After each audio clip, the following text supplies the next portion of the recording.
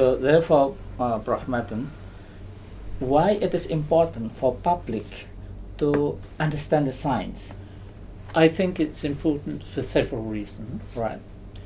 The first one is because it's interesting, and therefore they will enjoy understanding it. Right. But interesting is for you. But what about for the public? Well, I think the public. Well, there's some things that the public are very interested in, Okay. or everybody's interested in. Okay. What is the origin of the universe? Okay. How long will people live? Right. Most people are very interested in animals and natural history. So I think there's a lot of science that is very interesting. But the main reasons why I think it's important is because as the population of the world increases, we're being faced with a whole series of problems, Right. and the solutions to those problems are not obvious, Mhm. and people really need to understand the, if not in detail, at least the arguments and the evidence Right. for climate change, for ocean acidification, for the possible effects of deforestation, Right. and they need to understand what the scientific evidence is, and then to make sensible decisions, policy decisions. So it's important not just for the general public, but Right. for politicians, for policymakers to understand the to understand what is the science behind the questions they're discussing. Right.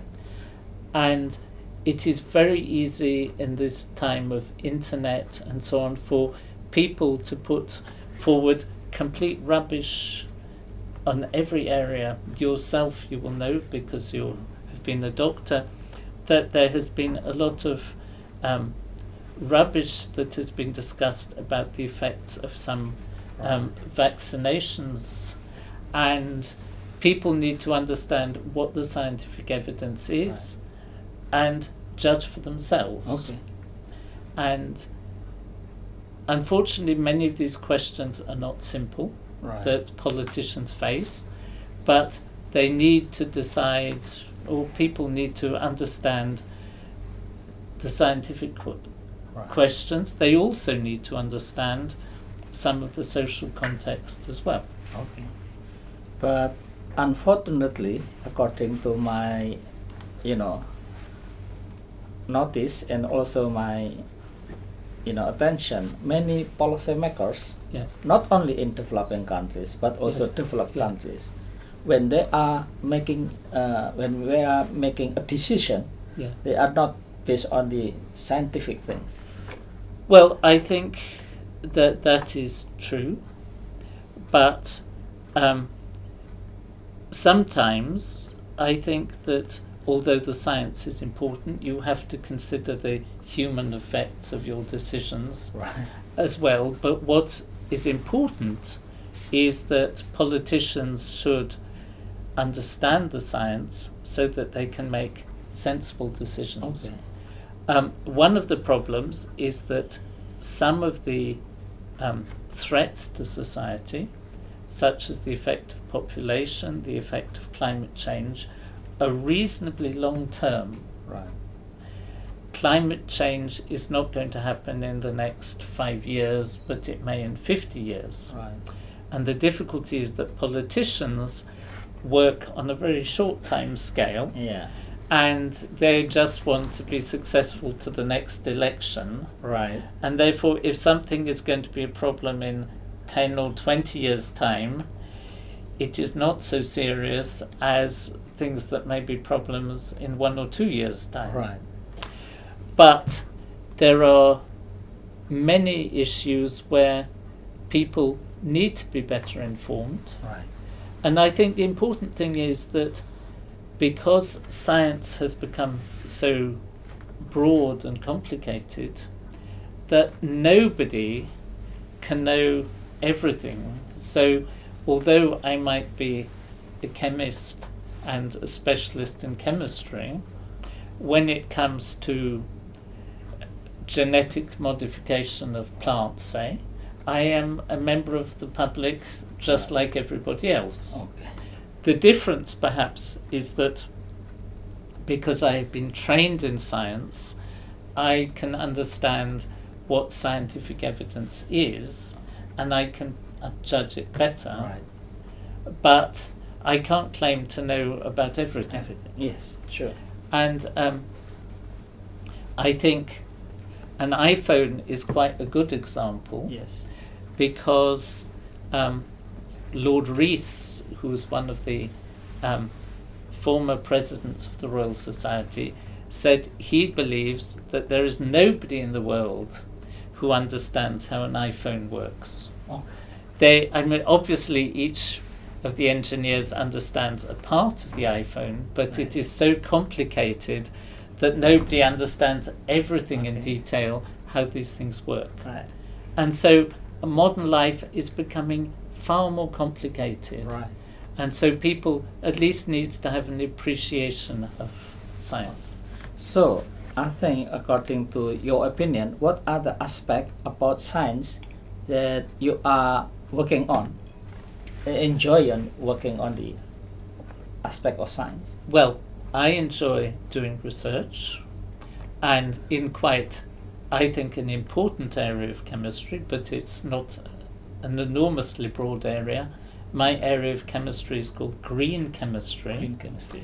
which is trying to find cleaner ways of making or manufacturing chemicals. So, why are you working on this and keeping on working this? Well, I'm working on this because I think, well, first of all, I think it's interesting. Right. I enjoy doing it. Okay. But I think it is very important because as the human population increases, the demand for chemicals is getting greater, and we have to be able to manufacture the chemicals more efficiently. Right. Because the starting material, the resources, the petroleum, say, that we're making chemicals from, is not expanding. Right. So we have to make more material from the same amount of starting material, Okay. which means we have to have less waste. Right. And so I think this is a really important challenge, and I think it's at the same time scientifically interesting. Okay. So, I mean, I think if you ask chemists or most scientists why they do science, it's because they enjoy doing it. Okay. But I hope that most people also say that they're doing it because they feel it is important for humanity. Right. So, as the chemist, maybe you can also understood that many public misunderstanding about chemistry. Yeah. So, what are the most frequent misunderstanding of the public about chemistry?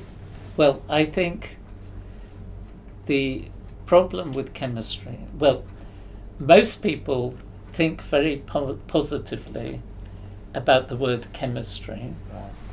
They don't think so positively about the word chemical. Mm. And in English, and I don't know what's in your language, the word chemical is often associated with words like toxic Yes. or nasty or Right. dangerous. Yes. But what most people don't realize is that everything is made out of chemicals. Oh yeah.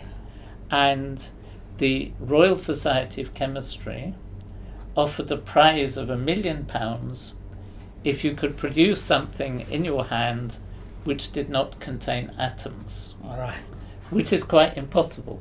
Sure. And so I think the problem with chemistry is persuading the public that it is of great benefit to them. Right.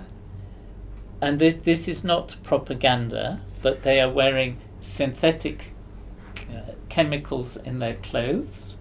They are taking pharmaceutical products. They are using fertilizers. They are using plastics in their houses.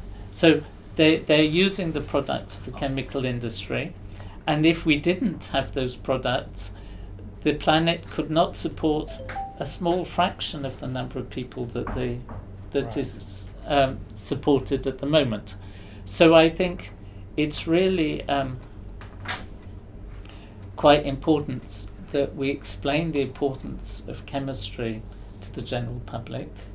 But I think you don't need every scientist to explain their work to the public, because that would be more people than necessary. So just like you have some people who are better at speaking in public than others, you need to have a number of scientists who can communicate with the public, and also who the public trust.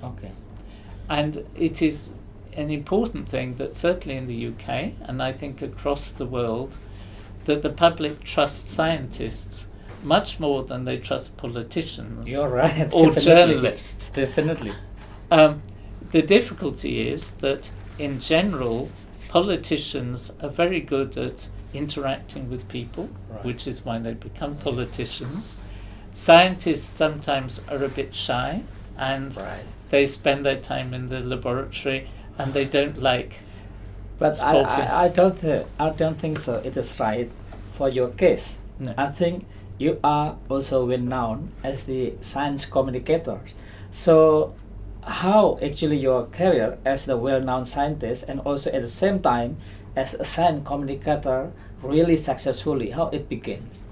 Well, I think that chemists are lucky compared to some areas of science, that there are lots of nice things to show the public, reactions with explosions and things which people like to see.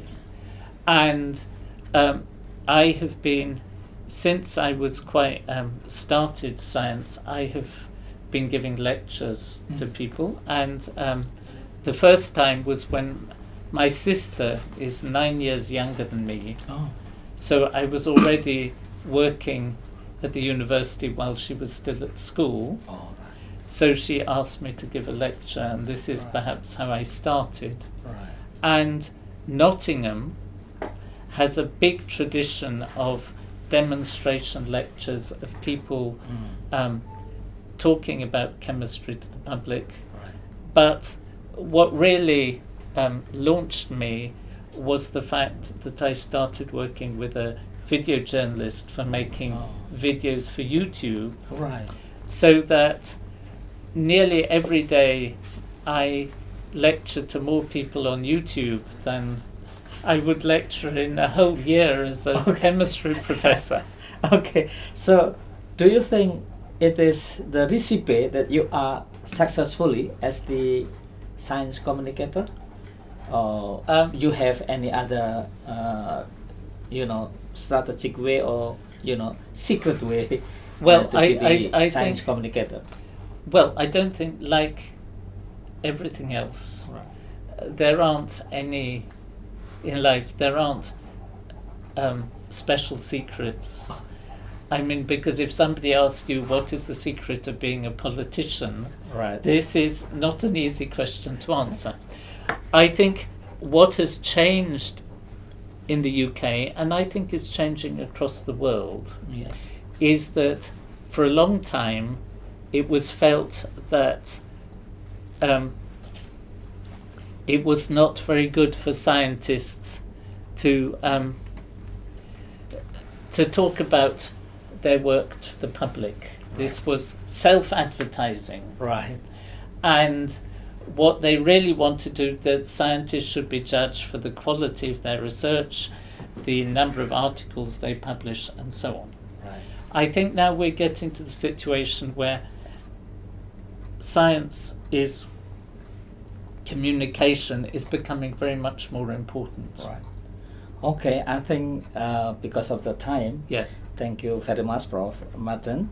But before that, I think it is clear that actually the scientist has responsibility to communicate the science and also the finding and new thing, also the homework of the human being in the future. Yeah. So I think what you already done is really beneficial, and I hope that many communities, audiences also can follow, especially the scholars and the scientists, what you have already done.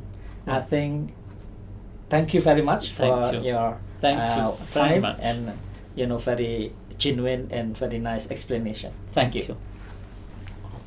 So, ladies and gentlemen, I think it is very important for us that Professor Martin, already well known as not only scientist in chemistry, but also as the science communicators, where now the life is changing. So the task of the scientist is not only doing the new thing and searching new thing, but the development of science will affect the human being.